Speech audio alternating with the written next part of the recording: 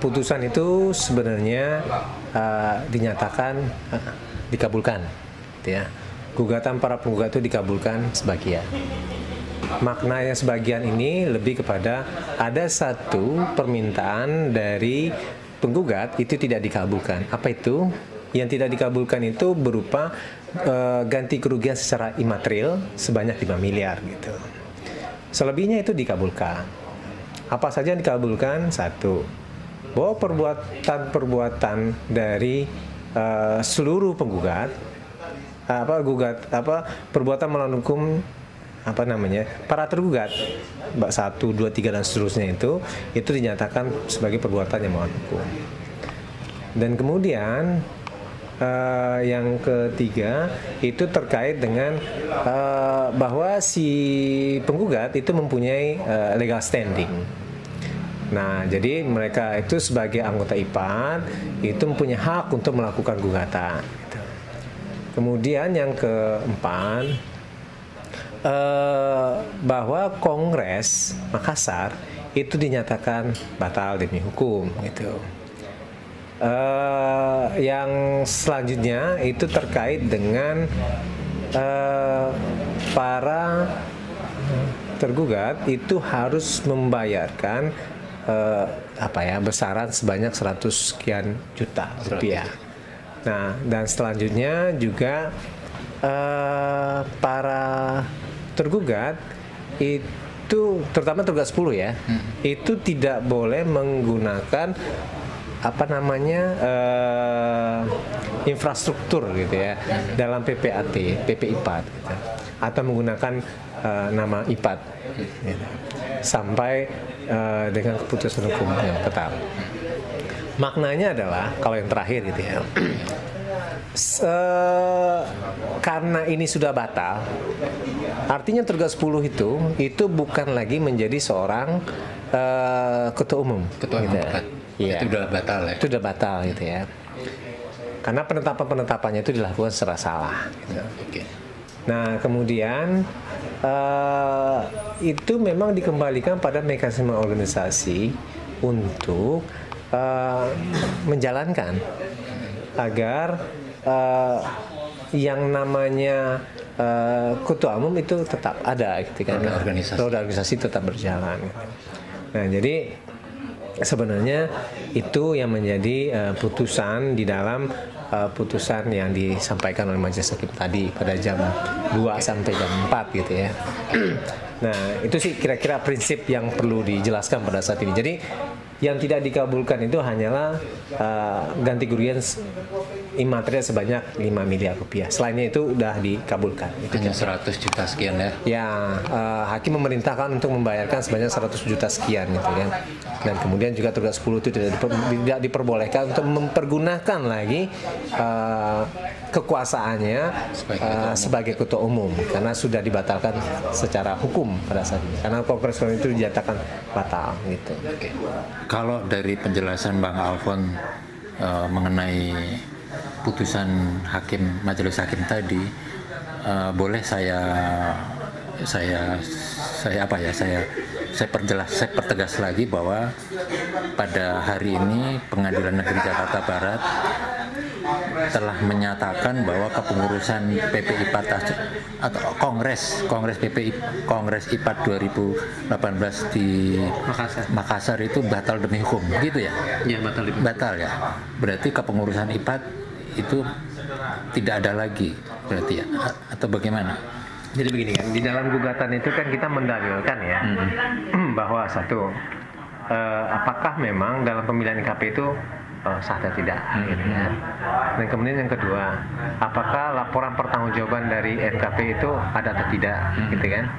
Dan selanjutnya apakah pada saat penetapan itu sudah sesuai dengan anggaran dasar atau tidak. Dan kemudian selanjutnya apakah di dalam proses pemilihan itu sudah berasal anggaran dasar atau tidak terkait dengan 50% plus 1 gitu.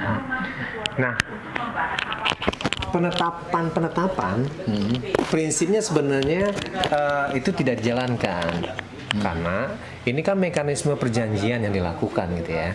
Nah, dalam mekanisme perjanjian tersebut itu kan harus meminta gitu kan kepada quorum di mana mereka ini yang memberikan hak kepada presidium untuk menetapkan.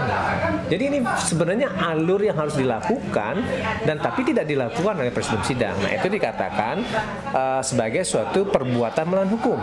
Gitu. Nah, apa penetapan itu? Salah satunya kan terkait dengan satu soal laporan pertanggungjawaban, soal pemilihan MKP, soal pemilihan dari ketua umum, penetapan dari ketua umum dan MKP dan pelantikannya semuanya gitu kan. Nah, ini yang dipersoalkan sebenarnya. Ketika itu sudah dibatalkan, artinya semua produk itu tidak ada. Kan gitu? Ya. Nah, oleh sebab itu makanya penetapan hakim tuh keputusan hakim itu sudah jelas gitu kan bahwa itu sudah batal, tidak ada lagi gitu kan. Tidak ada jeda lagi karena di dalam putusan itu dinyatakan bahwa tidak diperbolehkan kepada tergugat 10 untuk mempergunakan kan gitu kan atribut-atribut yang mengatasnamakan dari PP IPA. Tergugat 10 itu tergugat 10 Gunawan. Ya gitu. Nah, jadi memang seluruh perbuatan-perbuatannya itu berakibat sebenarnya gitu ya. Semua perbuatan-perbuatannya itu berakibat. Yang salah satunya ya memang terkait dengan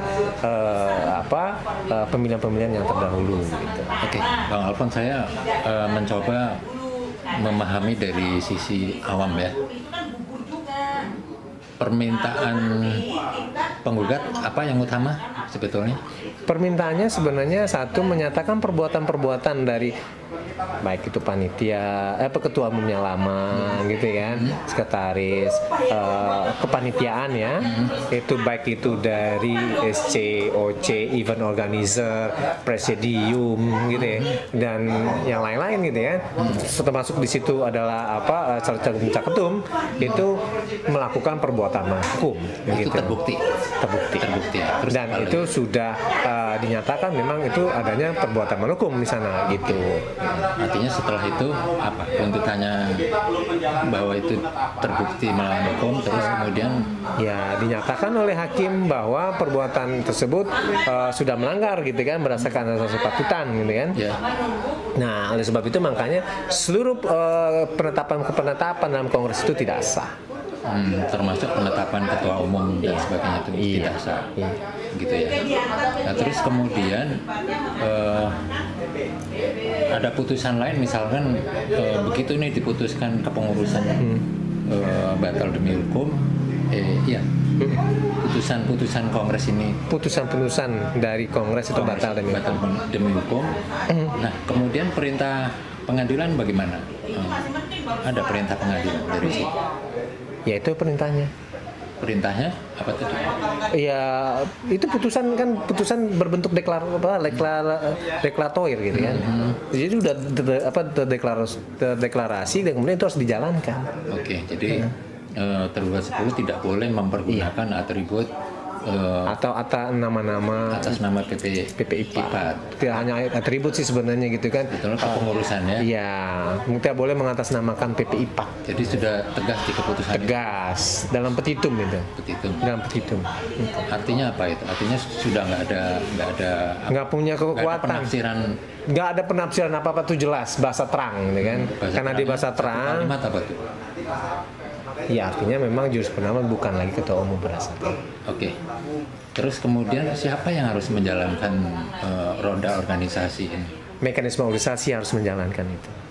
Apa tuh? Bisa dijelaskan enggak? Ya silakan aja lihat nanti dalam anggaran dasar rumah tangga. Menurut ADRT, menurut Anda apa? Kalau saya nggak bisa menafsirkan itu. Bagus nanti organisasi itu berembuk gitu ya, berembuk untuk menetapkan apa yang harus dijalankan ketika ini sudah tidak ada lagi pengurusan.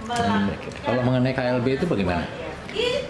Ya sebenarnya itu kan bisa saja di state gitu kan, dan itu harus dicari memang di dalam anggaran rumah tangga gitu kan. Ketika ada kevakuman gitu kan harus dilakukan. Ini kan kondisi-kondisi yang luar biasa gitu kan. Jadi organisasi harus ada pemerintah ya. Organisasi harus menjalankan, harus merumuskan langkah-langkah agar organisasi bisa berjalan.